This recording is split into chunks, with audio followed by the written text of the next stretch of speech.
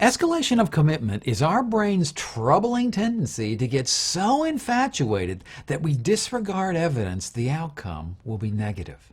Simply put, it's throwing good money after bad.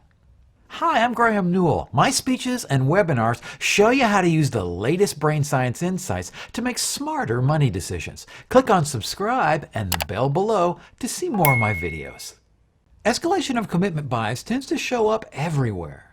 Research shows that sports managers have a greater tendency to hang on to their own top draft picks even after the player's performance has taken a dive. In the 1980s, Nancy Reagan told kids to just say no to drugs. In its 38-year history, the DARE drug prevention program has enrolled hundreds of thousands and spent millions. This despite strong evidence that other drug prevention programs are far more effective. Unfortunately, escalation of commitment tends to affect us most on big-ticket items. A house that's falling apart, so we double down on the improvements to finally make it right. A car that's blown its engine, but we just put a new transmission in it, so we can't walk away from it now.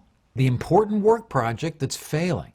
The boss asked, "We've spent a year on this new project and it's going nowhere. What should we do?" Rarely does anybody say, "Yeah, let's kill it and take the loss." What's far more likely is that everyone rallies together and redoubles their efforts. Perhaps they'll hire new staff or buy new equipment. And they'll certainly need more money. This damaging cognitive bias tends to show up in some of the most important activities in our lives. For example, staying in a job we hate. We don't want to throw away the years of study, training, and experience, and we often think working for a different company probably wouldn't be that much different. So we seek distraction and try to make the best of it. Escalation of commitment blinds us to new opportunities. Escalation of commitment can cause us to stay in bad relationships. Finding someone new and establishing trust takes a lot of work. We hate the idea of starting over again, so we tolerate that mediocre boyfriend. Bidding wars are another example of escalation of commitment bias. Bidders get into irrational competitions at auctions and blow out their planned budgets. In Robert Campano's long, drawn-out bidding war for Bloomingdale's, he spent a whopping $600 million over value.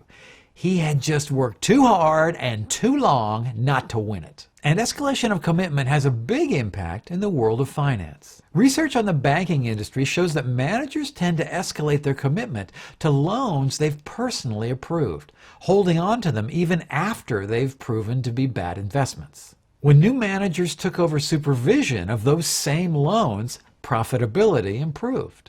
Another study showed that when stock analysts make a bad prediction on a company's earnings, a lot of them double down on their mistake, becoming even more extreme in their predictions. One of the biggest problems with escalation of commitment bias is that it's really hard to recognize that you're under its spell. Insiders involved in day-to-day operations often go numb to the project's failings. When a project slips just a little bit each day, they tend not to notice. Because nothing huge goes wrong on any given day, it's easy to miss the slow, steady decline. Project managers are usually heavily invested in a project's success. It's their baby, and they're often slow to admit when their project has gone off the rails. Because the project's a reflection of their own capability, they're more likely to believe only what they want to see. It's a lot like a sports fan who concentrates on their own team's great plays and the other team's fouls. Present these managers with complicated or conflicting data, and they'll tend to cherry-pick the facts that support their past performance. So how can you avoid falling for escalation of commitment bias? The key is dispassionate external evaluation.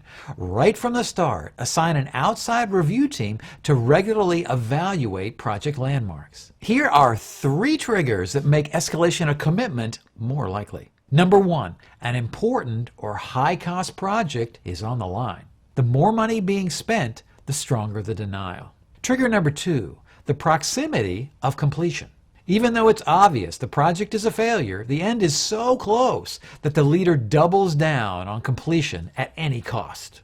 And finally, trigger number 3, personal reputation is on the line. Finishing the project becomes about rescuing the leader's honor.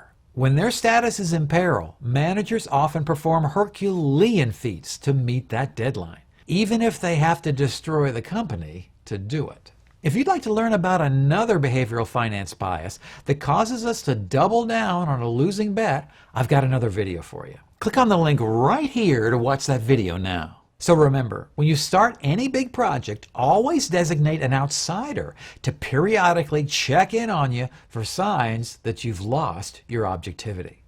Right now, I'm working on another video about how cognitive biases tempt us to make bad financial choices. If you'd like to be alerted when that video is completed, just click on my face below to subscribe. And be sure to click that alert bell too. And I've created tons more videos on how brain science can help you make smarter money choices. Click on this box to see the full playlist.